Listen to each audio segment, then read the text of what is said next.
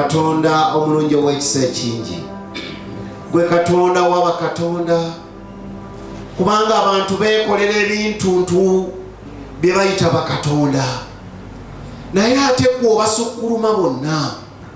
Nti ne bakola abawanvu abampi abanene naye gwe oli Katonda waba Katonda. Mukama tukwebaza olw'ekitiibwa kyo n'amaanyi go n'obulungi bwo n'obukulu bwo. Ne kakano ekyeyaliro Mukama nga tukutendereza, kkiriza ettendo lyaffe. Kkiriza Mukama Katonda ebigambo byaffe.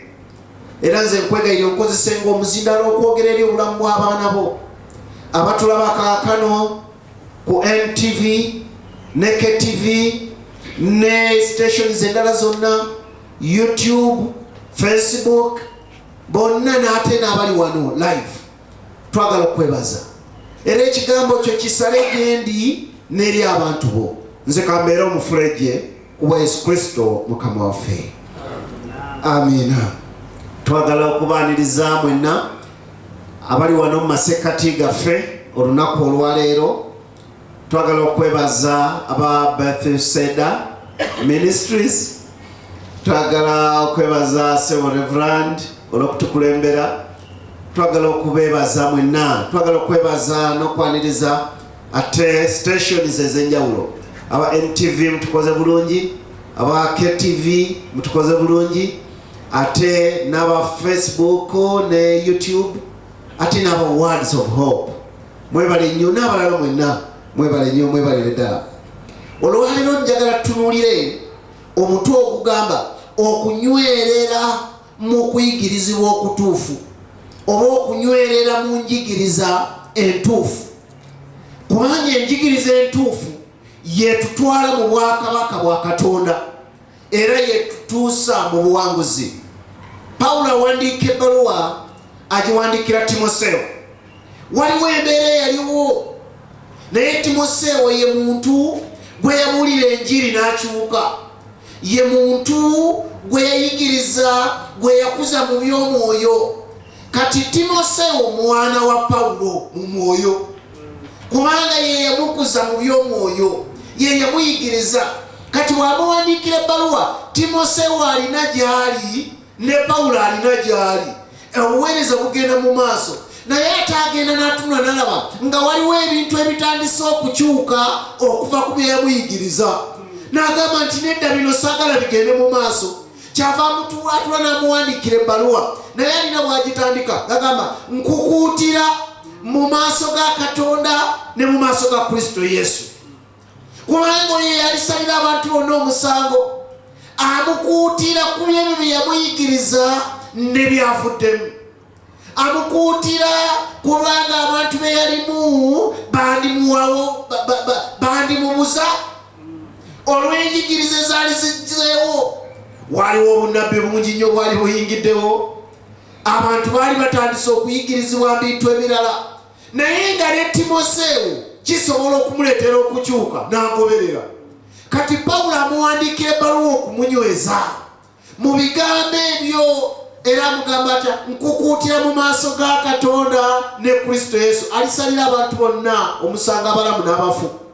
Era n'olw'okulabika kwe n'obwakabaka bwe kiki kyamukuutira bye bino wammanga buuliranga ekigambo. Haleluya. Kola ki?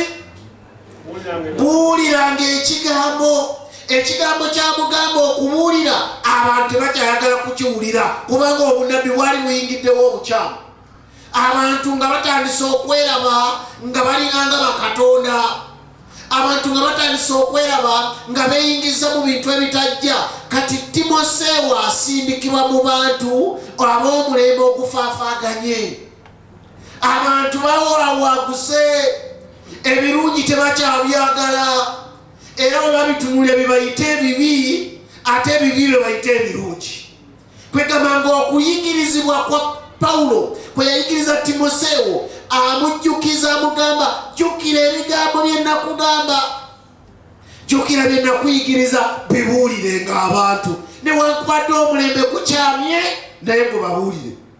Newankubadde ebintu bikyami bingi nnyo abantu baagala kibi babuulire newankubadde bakoowa. Haleluya. Newankubadde bakoowa bakole ki? Ate n'omulembe guno banaye abantu bangi bakoowu. Buli kimu kyotunuulira mu ofiisi abantu bakoowu. Bw'otunuulira buli w'otambula abantu bakoowu. Abantu bakola ebintu ne weewuunya nga ddala teweetaaga kwebuuza mukoowu oba si mukoowu. Olaba mulabye ebikolwa bye. Abantu batambula amaaso gabakanuse, batambula bonna bazza bwekulumu. Oyinza okugamba nti mbuzi bagaye, bavubuka bwe bali bagaye kubanga ensi tugiryako makoola.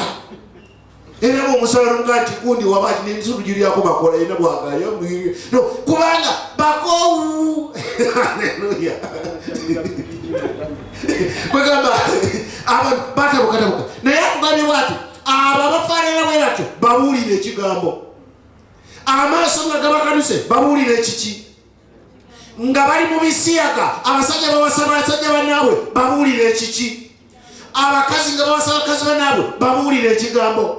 Abalala nga babba enguzi ng'eyitiridde babuulire ekiki? Abantu nga basaddaaka bannaabwe babatema ebijambiya babuulire ekigambo. Buulire ekigambo oba mu bubi oba mu bulungi. Agambye mu sizoni n'awatali mu sizoni babuulire ekigambo. Balekayo okwagala okumanya amazima. Ekisooka kyenyinza okubagamba nti obutakkiririzibwamu. Omuntu yennyini nga teyekkiririzaamu ekyo kimuleetera okukyama okuva mu mazima. Ekirala embeera omuntu gy'ayitamu oba ya bwavu oba yandwadde, obulwadde ne bukuluma naye ng'okkiriza ne bakusabira naye ng'olaba olinga atakyukako. Ekiseera kiwanuka naye nedda leka ŋŋendeko mu ssabo. Okukkiriza ne kufiiraawo. Naye jjukira omusajja yayimirira paka ku nkomerero. Omusajja Keezeekiya mu Isaaya 38. Jjukira omusajja yayimirira oyo. Omusajja nayimirira n'alyoka agamba nti sijja kukyuka, nga bamugambye nti ateeketeeke kubanga agenda kufa. N'agamba nti ejjukira ayi Mukama, teyakyuka teyasagaasagana. Owooluganda nkukubiriza tosagaasagana newankubadde embeera efaananye etya. Nywerera mu kukkiriza, Mukama anaakuwanguza. Kale katusabe. Oli mulungi Katonda wange, kitaffe nannyini buyinza n'ekusaasira, kubanga otukoze obulungi obutayogerekeka wakati mu mbeera zonna ne mu kusoomozebwa kwonna.